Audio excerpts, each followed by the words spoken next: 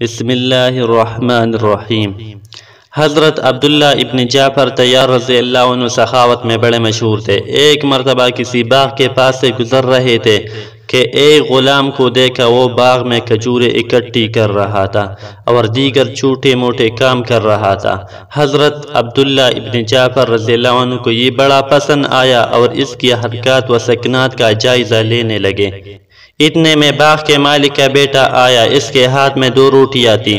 اس نے غلام کو روٹیاں تمائی اور وہ ذرا ہٹ کر کھانے کے لیے بیٹھ گیا۔ اسی دوران ایک کتا اس غلام کی طرف بڑھا اور دم ہلانا شروع کر دی۔ غلام نے ایک روٹی کتے کے سامنے پھینک دی۔ کتے نے جلدی سے وہ روٹی کھا لی اور دوبارہ غلام کی طرف دیکھ کر دم ہلانے لگا۔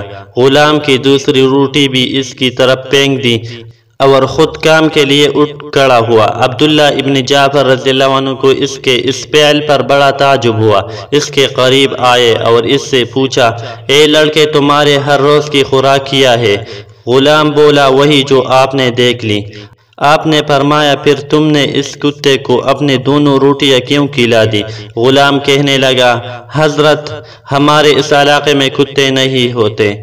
میرا خیال ہے کہ اس کتے کو سخت بھوک ہی اس علاقے میں لے کر آئی ہے، اس لیے میں نے ایثار سے کام لیا اور اپنی روٹی اس کو کھلا دی۔ آپ نے پوچھا، تم آج رات کیسے گزارو گے؟ وہ کہنے لگا، آج کی رات بھوکا ہی سو جاؤں گا۔ سیدنا عبداللہ رضی اللہ عنہ اپنے دل میں کہنے لگے، لوگ میری سخاوت کو دیکھ کر مجھے کوستے ہیں اور کہتے ہیں کہ یہ ضرورت سے زیادہ سخاوت کرتا ہے، مگر حقیقت یہ ہے کہ یہ نوجوان مجھ سے زیادہ سخی ہے۔ عبداللہ ابن جعفر رضی اللہ عنہ اس غلام کے مالک کے پاس جا پہنچے اور عرض کی، بھائی، یہ غلام مجھے بیچ دو۔ غلام کے مالک نے پوچھا، حضرت، آپ اس کو کیوں خریدنا چاہتے ہیں؟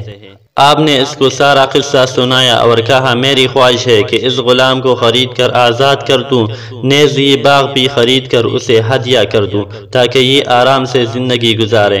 اس غلام کا مالک کہنے لگا، جناب، آپ نے تو اس کی ایک ہی خوبی دیکھی ہے اور اتنے مہربان اور متاثر ہو گئے ہیں۔ ہم تو ہر روز اس کی بے شمار خوبیاں دیکھتے ہیں۔